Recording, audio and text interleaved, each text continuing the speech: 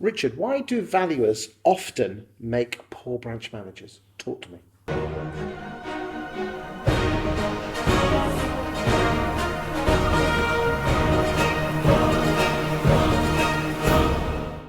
Great question, Chris.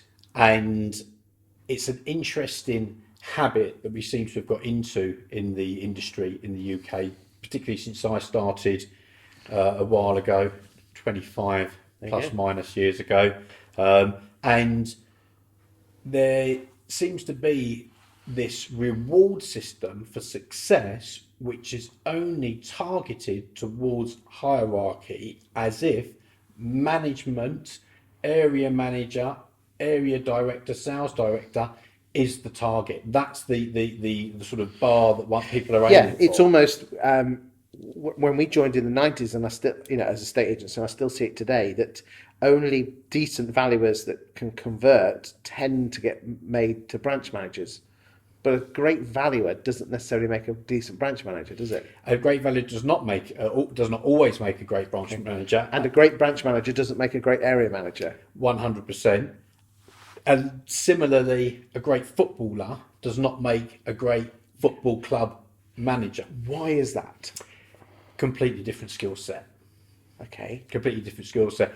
Now, that's not to say that being a great estate agent won't serve you as a good manager. Definitely, I know some really good valuers that have made the transition over to branch managers. Yeah. But I also know some red hot valuers that are absolutely atrocious at running a team. Yes, yeah, and that happens. Why?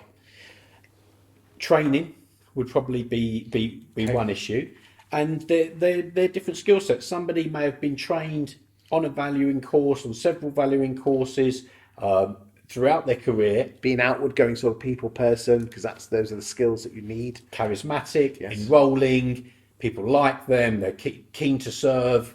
And however, when it comes to managing people, you've got to be able to deal with conflict, you've got to be able to lead, you've got to create a safe space for people. They're completely different skills. And while in agency, we're really getting up to speed with training these days. It's not like it used to be. There's still something in that you can't I'd have to disagree with you. I think we're appalling as an industry. I think the corporates are pretty good at it. Yes. But independents are atrocious. Independence. Or most of them are. Yeah. Why? I am not sure if independents quite yet see the value in training. And that's not to say that all of them don't, because I know some very good 3, 5, 10 branch independent estate agents that do regular in-house outsourced training. Okay, yes, but let's be frank, Richard. There's not many 3-5 branch networks. The average number of branches is 1.2. Mm-hmm. The vast majority of estate agents are single branch. I feel sorry for these negs and valuers in the one or two branch networks. Mm-hmm. Yeah, it's because most tough. Of you do training. Is most of your business in the 3 to 5 to 6 to 7 branch networks or one branch network? It's at the moment it's a mixture between sort of 1 to 5 branch networks. And what I've experienced over the last year or so is that owners of 1 to 2 branch networks, estate agents, fall into the trap of, I do the training. Yeah. I was a great valuer. Yeah. I show the guys what to do. And there is some value in that. However, a company owner should be running their company. They shouldn't be the trainer. And there's something in training, which is why obviously large corporate estate agents, small and medium-sized companies in the UK economy do it anyway, is that, if I worked for you, you had an estate agent, you're the branch manager, you're sitting 6 feet behind me, and you take me and a couple of the other guys from our other branches on a one-day workshop. It's inspiring, it's motivating, it's empowering. We get back into our branches, and 24, 48 hours later, I'm doing something because my brain's still processing it. I'm still creating the new habit, and I do something that you showed me not to do or to do differently in the training, or empowered me, inspired me to do it differently. and I do it the old way. As I put the phone down, Richard, that's not what I showed you, and it creates this space of slightly uncomfortable, a little bit of pressure, a little bit kind of like I can't be relaxed, I can't be myself, therefore I can't express myself, so people aren't going to warm to me as quickly, and I'm just not going to create the results I want. Okay, so, but then the other side of the coin is you send someone on a training course, but the boss doesn't come along, and then you come back and say, this is what we were taught, and the boss says, well, we don't do it that way. Yeah, totally. And I think there's some companies out there that offer that type of training. You know, come to us and be the best lister in town after a day with us, and they go back and they start sprouting on about this, that, and the other, and the owner's sitting there and thinking, well, we don't do it like that. You know, exactly like you say.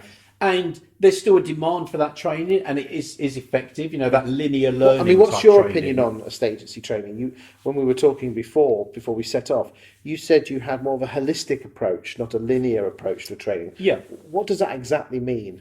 So, the training that I offer at EA Life is exactly like you say. It's more holistic. It's not so linear in the training. It's almost what we call ontological in the learning. So ontological ontology. We're dealing with is estate agents here. Ontology is the study of the nature of how we do things. Okay. Okay. So the context the of how context, why we're doing what we're doing, why be an estate agent? What difference is it going to make to you if you use an estate agent or stick it in Gumtree or put an ad in the local newsagent that your house is Are we for not sale? very good at that as an industry? I'm not sure that if we're not very good at it, but I think there's a huge opportunity for estate agents to discover that.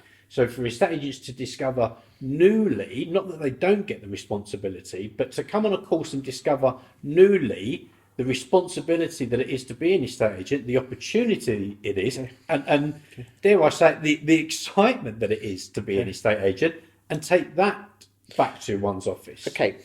What advice would you have for valuers out there where they know damn well their boss is not going to pay for any training? And I know you do train valuers to become branch managers.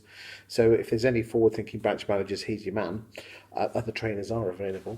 But what advice would you give to valuers who are not going to get any training from their boss? What can they do to help themselves?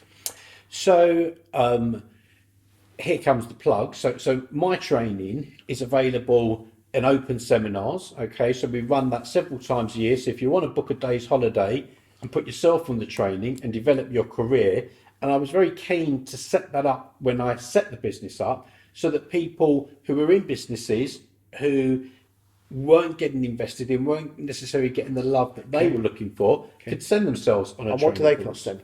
So those training courses are just under £200. They're not expensive. But you're investing in yourself. It's interesting, in Australia, the valuers and the negs actually pay to go hundreds and hundreds of pounds each year to train themselves. But in the UK, we don't take personal responsibility. We don't, and I think the shift is starting. It is. Are you seeing that? Are you seeing more and more people, valuers of their own volition and their own taking money out of their own pocket to train themselves? What I am seeing is that the industry as a whole is getting the value. Is starting to get the value in training.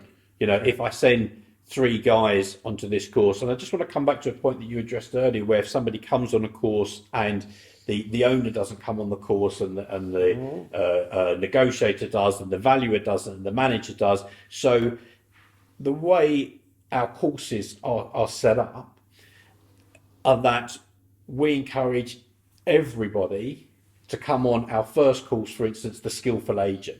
So, Mr. Owner, you come along and do the course. Mr. Trainee Negotiator, you come along and do the course, and everybody in between, maybe not on the same day, comes along and does the course. To everybody. Okay. But of course you're going to say that. You're selling more spaces. You are selling more spaces, but at the same time, it's like any training. You know, if you've got a Formula One team, okay, and the 2 guys at the back who are changing the wheels at the pit stop go and do a training day, and then the 2 guys at the front don't go and do the training day, Even though they're more experienced, or even if the pit manager, if there was one, pit director, doesn't go on the course but sends the guys changing the wheels on the course, it's just not going to have as much value, and we really want to empower agents. Okay. Is there anyone else on the internet that you could recommend people go and have a look at? So let's just say that money's tight and they can't even afford to come on your training. Mm-hmm. Is there anyone that you would recommend people follow for some guidance and support? But I think you send out a good message.